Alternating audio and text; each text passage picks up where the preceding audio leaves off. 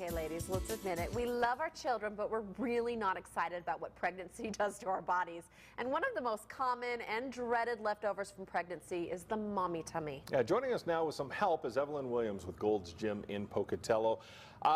So we mentioned, you know, we don't want to blame our kids, but what causes mommy tummy?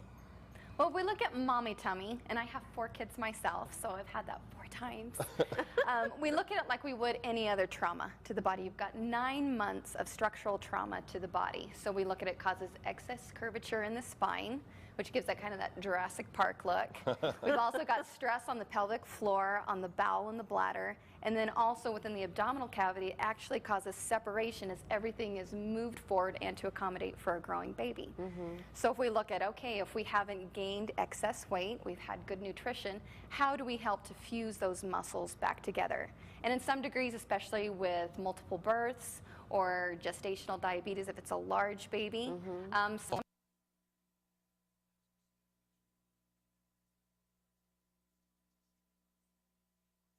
if you have that, you can't exercise your way out of that. No, just like and you wouldn't if you needed. No, you wouldn't want to. You can exacerbate it by doing that, by pulling them apart further, by doing a lot of crunches.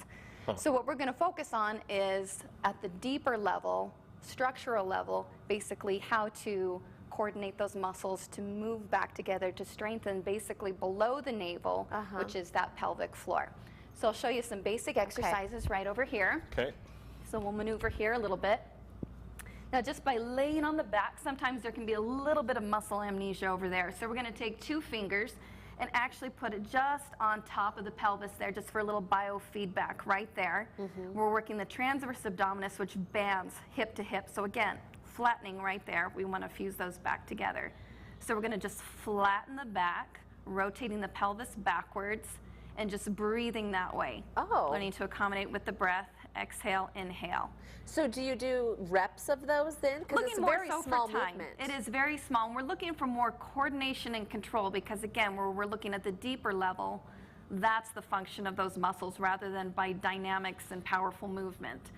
Again, so a little bit different than actually going through the power throw or if you're going to catch up a football, anything like that. So what we're looking for is as we rotate the pelvis back, contracting to the point and then releasing. You don't want to feel a pop where it's too strong of a brace because, again, it's about coordination and control, and over longevity, even throughout your day, that's going to help to retrain those muscles there.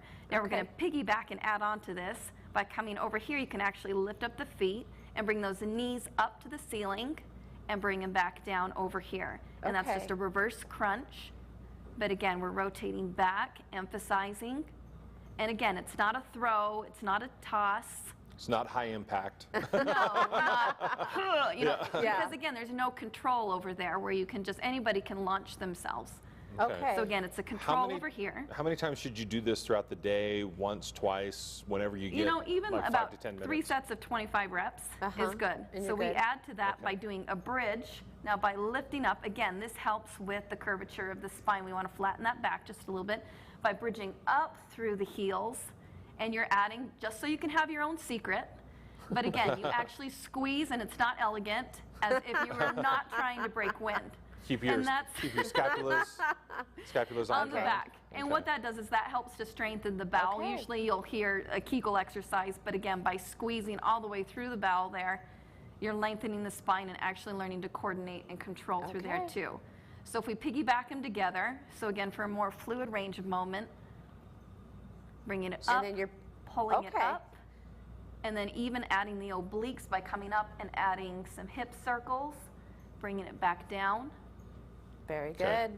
Or even single leg option, which would be to bring them up and coordinate, bring it up, or single leg right there. And most important thing to remember is proper nutrition, proper calorie burning, or you will never see those abs nice. We have to get rid of all the fat that's covering it all up. Evelyn Williams, thank you so much for joining us. Thank you. Come see us at Gold's Gym. All right.